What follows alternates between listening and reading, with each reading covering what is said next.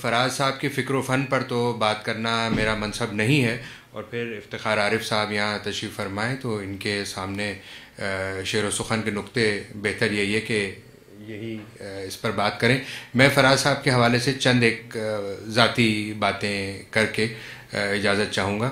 سب سے پہلے تو یہ کہ فراز صاحب کا نام بالکل اپنے گھر میں بہت بچپن سے کچھ اس طرح سنا ہوا تھا کہ ہمیشہ یہی محسوس ہوتا تھا کہ یہ ہمارے وسیع تر خاندان کا ایک حصہ ہیں، اور فراز صاحب کا ذکر ہمیشہ فراز کے طور پہ سنا۔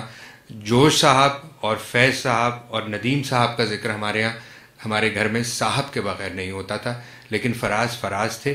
اور یہ بہت بعد میں پتہ چلا کہ اس کی ایک وجہ یہ تھی کہ احمد فراز نے اور میرے والد نے ریڈیو پاکستان کراچی میں ایک دن جوائن کیا تھا اور ذوالفقار علی بخاری کے ساتھ کام کرنے کا آغاز کیا تھا۔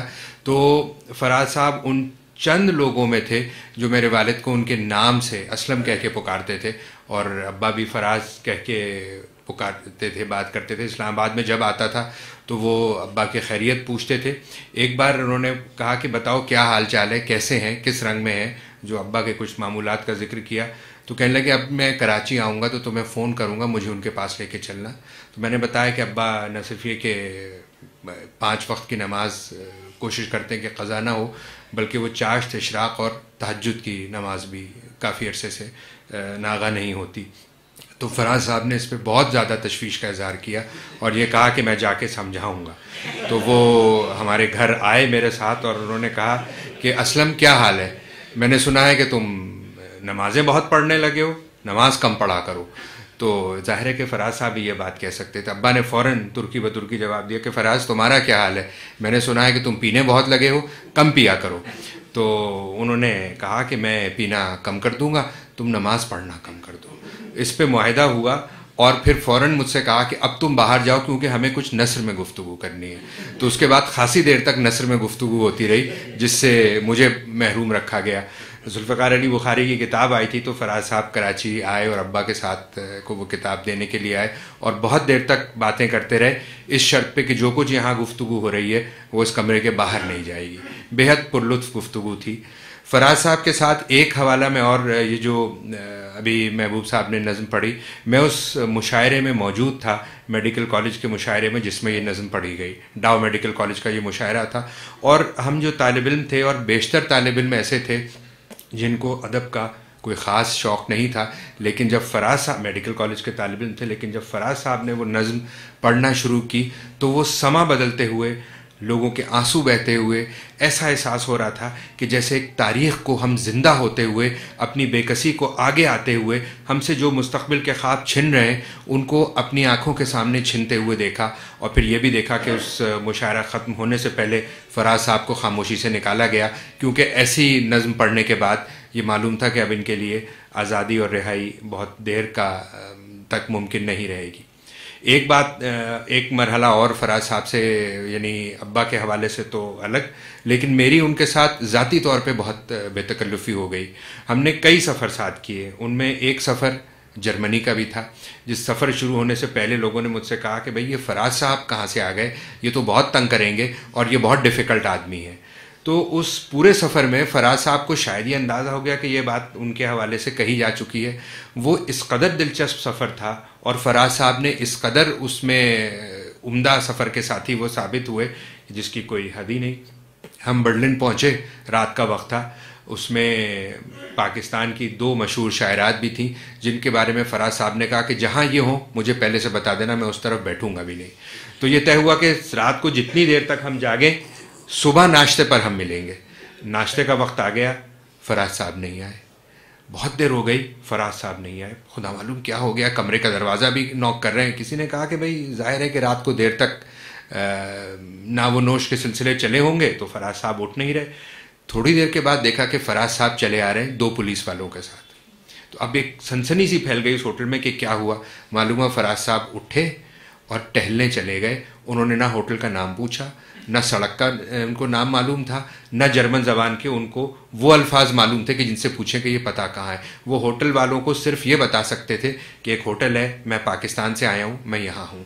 تو وہ کئی اس علاقے کے ہوٹلوں میں پولیس والوں نے لے کے گئے کہ شاید کوئی اس نام کے آدمی کو یہاں وصول کر لے. تو جب فراز صاحب وہاں پہنچے تو انہوں نے بڑے سکون کا، ہم نے زیادہ سکون کا سانس لیا، مگر فراز صاحب نے بہت آرام سے کہا کہ میرے ساتھ تو اس طرح کے واقعات پہلے بھی ہو چکے ہیں، اس میں کیا پریشانی کی بات ہے.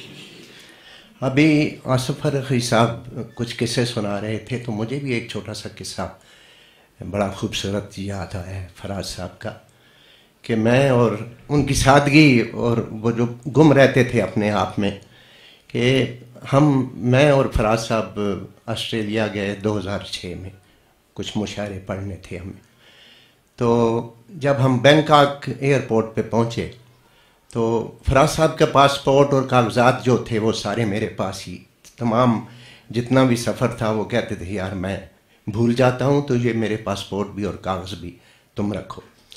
تو جب بینکاک ایئرپورٹ پہ پہنچے تو وہاں سے پھر جو ہے ایک سٹیمپ لگتی ہے دوبارہ سڈنی جانے کے لیے، آسٹریلیا انٹر ہونے کے لیے. تو ایک بہت لمبی لائن تھی تو فراز صاحب کہنے لگے میں ساتھ کھڑا ہو جاتا ہوں، تم بھی کھڑے ہو جاؤ.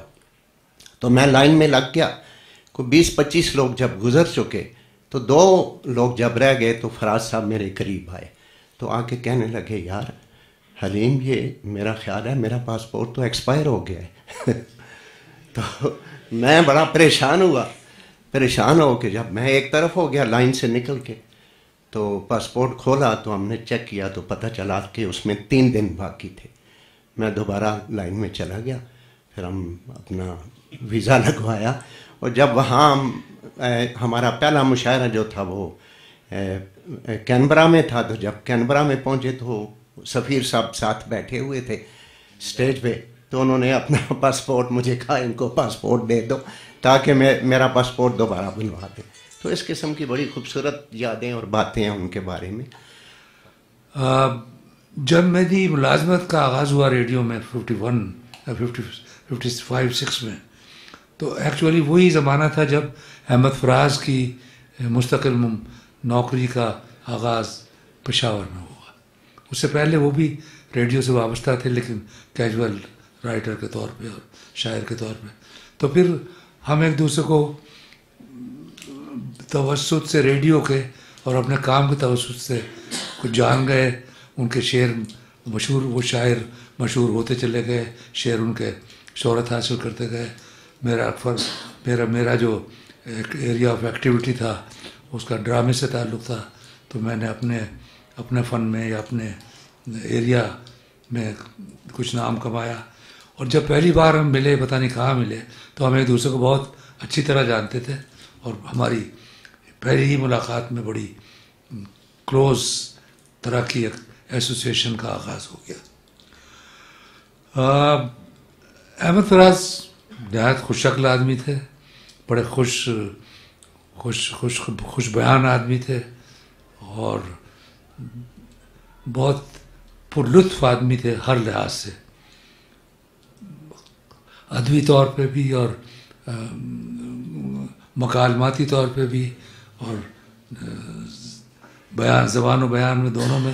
اور ان کے جو فقرے ہوتے تھے وہ جیسے کسی نے بھی کہا نا کہ وہ فقرہ نہیں روکتے تھے، آدمی بیٹھ سے ضائع ہو جائے.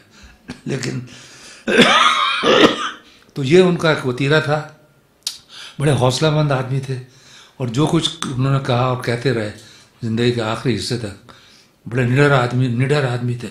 وہ انہوں نے بلا جھجک کہا اور اس کا بڑا انہوں نے خمیازہ بھی اٹھایا. میرا رشتہ ان سے جو شعروں کے حوالے سے تھا وہی تھا کہ جب وہ کوئی نئی چیز لکھتے تھے تو وہ مجھے سناتے ضرور تھے. اور ان کی جتنی بھی مشہور چیزیں ہیں وہ، میں خود تو شعر نہیں کہتا لیکن اچھے شعروں کو پسند بہت کرتا ہوں. اور اچھے شعر کی پہچان میں نے یہ رکھی ہوئی ہے کہ جو شعر مجھے یاد ہو جائے میں سمجھتا ہوں کہ وہ اچھا شعر ہے. تو احمد فراز کے مجھے بے شمار شعر یاد تھے. اور تو وہ جب کوئی نئی چیز کہتے تھے، بتاتے تھے تو مجھ سے ضرور ملتے تھے دفتر میں یا کبھی گھر پہ یا کبھی ان کے دفتر میں. تو بڑی ایسی کئی چیزیں ان کی مجھے یاد ہیں جو وابستہ ہیں کسی نہ کسی واقعے کے ساتھ یا کسی نہ کسی سانحے کے ساتھ، اور وہ مجھے اسی حوالے سے وہ یاد آتی ہیں۔ ایک وقت ایسا بھی گزرا کہ جب 1971 کی وار ہو رہی تھی، کیونکہ وہ احمد فراز جب کبھی کسی محفل میں بیٹھتے میرے ساتھ، اگر لوگوں سے خطاب کرتے مخاطب ہوتے تو یہ قصہ وہ بھی سناتے تھے ضرور، اس لیے آج مجھے ایک دم سے یاد آ گیا کہ وہ پشاور میں تھے، ہم تھے راولپنڈی میں، میں جنرل مینیجر تھا ٹی وی اسٹیشن کا۔ تو وہ جب جنگ شروع ہوئی تو ایک عجیب سکتے میں چلا گیا سارا ملک، اور چونکہ پتہ تھا جس طرح سے وہ جنگ لڑی گئی اس کا انجام ابتدا میں ہی کوئی پتہ لگ گیا تھا، لیکن بہرحال احمد فراز نے ہماری بڑی مدد کی اور بڑی ساتھ مل کے کام کیا، یہاں تک کہ وہ پشاور سے ٹیلی فون پہ مجھے اپنی شاعری، اپنا نغمہ، اپنا ترانہ، اپنی جنگی نظم یا لکھاتے تھے، اور پھر میں یہاں اس کو پروڈیوس کراتا تھا۔ ہم نے ایک ٹیم بنا لی تھی، ایک بہت اچھے ہمارے ہونہار پروڈیوسر ہوتے تھے شہزاد خلیل، وہ اس کو پروڈیوس کرتے تھے، اور طاہرہ سید اپنی والدہ سمیت آ کے ٹھہر گئی تھی کہ یہ جو راولپنڈی میں جو ہوٹل ہے فلیش مین، اور یہاں جب تک جنگ رہی جاری وہ گاتی تھیں اس کو، ان کی لکھی ہوئی چیز کو، تو آخر وقت تک انہوں نے یہ سلسلہ ختم نہیں کیا، یہاں تک کہ ہم جنگ ہار گئے اور جنگ ختم ہو گئی اور سارا کچھ کھیل تماشا۔